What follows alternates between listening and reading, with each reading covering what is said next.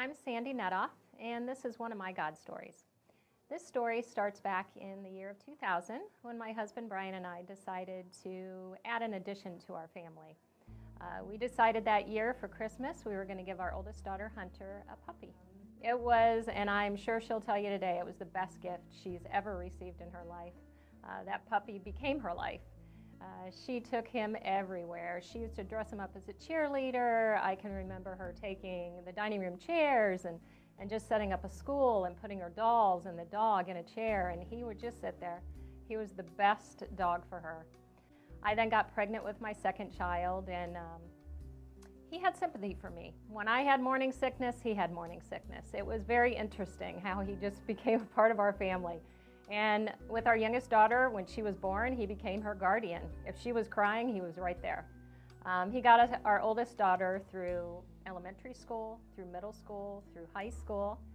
And then when we got to college, we sent her off to college, and my husband and I took a trip. We went overseas to visit some friends. And the last full day we were there, we got the news that he wasn't doing so well, that Jack was actually getting very sick.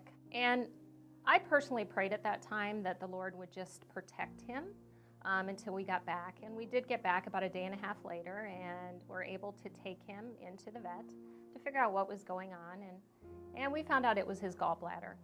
The vet at that point said, you have a decision to make. He's 12 years old, but he's a healthy dog.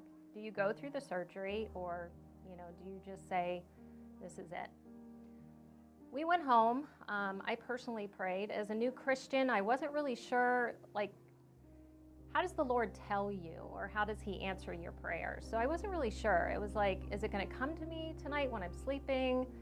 Am I going to hear a voice? Is it going to be a 2x4 up to the back of the head? What is it going to be? But for whatever reason, the next morning I woke up and it was just very clear. We were to have the surgery. And my husband felt the same way. So we decided to go with the surgery. That Friday, he did have the surgery, and they told us we would be able to see him on Saturday. We had brought my daughter home from college, and they called us Friday night to let us know, he had made it through surgery. We could come see him the next day. Unfortunately, the next morning, we got a call before the girls were even up to say, he's not doing well. He's having seizures. We don't think he's going to make it. It would probably be good to bring the children here to let them say goodbye to him. So we did. As a family, we went there, and it was really hard to walk into that room and have them carry him in and place him on the table, and he just was not the puppy that we'd known for so many years. But we said our goodbyes to him. We went home as a family.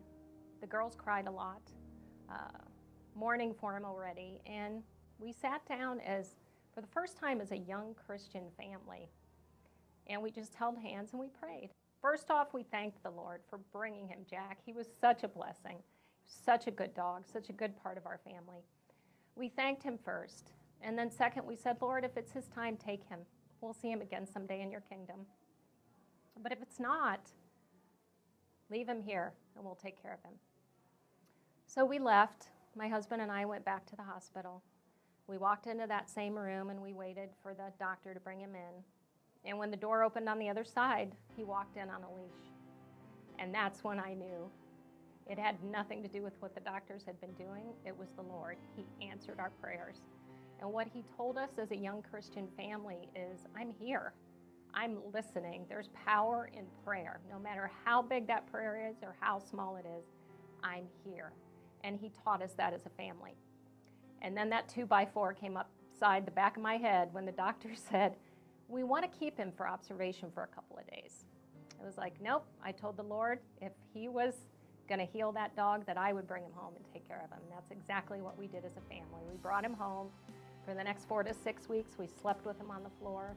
We fed him through a syringe. We started on small walks. And we are very blessed that the Lord answered our prayers. And as my oldest daughter is getting ready to graduate from college, he is still with us.